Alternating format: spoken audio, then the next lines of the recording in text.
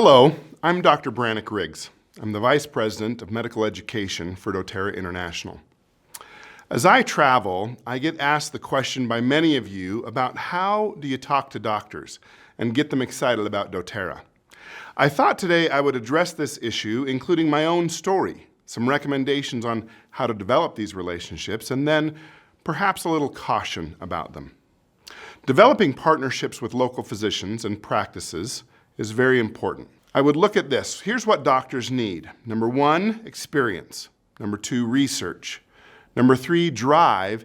And number 4, relationship. So first, they need an experience. You can share your own experiences with oils, but remember that they're hearing about all sorts of patients' experiences with things in their practice.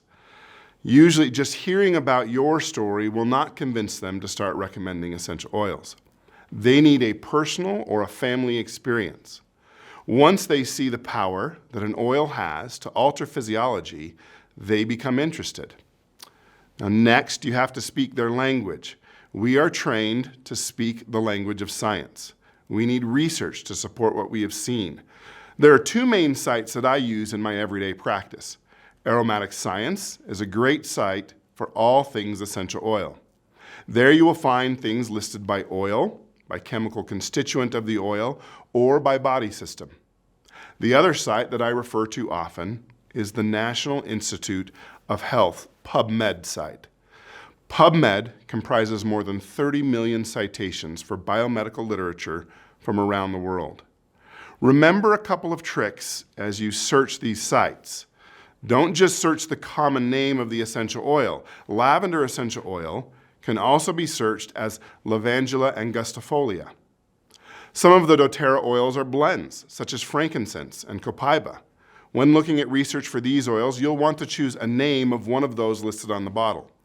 Frankincense is a blend of 4 types of boswellia to give us a more full spectrum of chemistry of this beautiful oil, and copaiba is the same.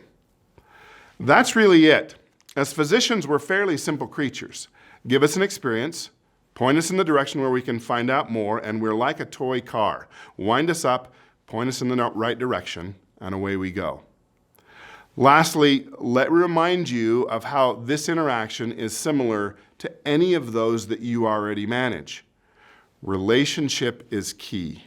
Just as you would not go knocking on doors in your neighborhoods to teach people that you don't even know about essential oils, you would also not call hospitals or physicians that you've never met to teach them about these gifts of the earth. This would greatly hinder the efforts of doTERRA in developing long-term relationships with the medical profession. These should be your family physicians or your friend or family member that's in the medical field. The relationship should already be built on genuine respect and love, and then recommending an oil that can be helpful to them. Please treat these relationships just as you would any other. This is what you do. Physicians have chosen our profession because we love taking care of people. We are not likely to give up our careers to build an essential oil business. We've spent 11+ years in post-high school education to create a career that we love and enjoy. Lastly, when it comes to physicians selling something out of their offices, there are ethics involved and in some countries, laws involved.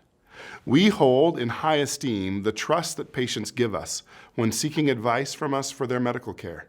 We must be able to recommend care based on an unbiased opinion. In some countries, if we are to benefit financially from a recommendation, we must disclose that to the patient before they decide what to do.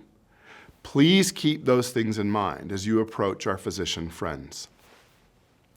Now, usually I end my talk saying thank you for your time and attention. This time, I would like to end slightly different. Thank you to all of our healthcare heroes. Thank you to all of our first responders who deal with challenges on the front lines. Thank you to all of the hospital workers who serve the sickest of the sick, putting themselves at risk to help others.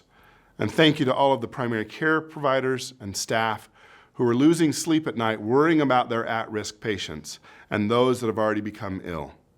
Thank you for all the nurses who advocate for their patients on a minute-by-minute basis. And thank you to all of the support staff that make the healthcare system work. You are all amazing, and we are grateful for your service. Thank you.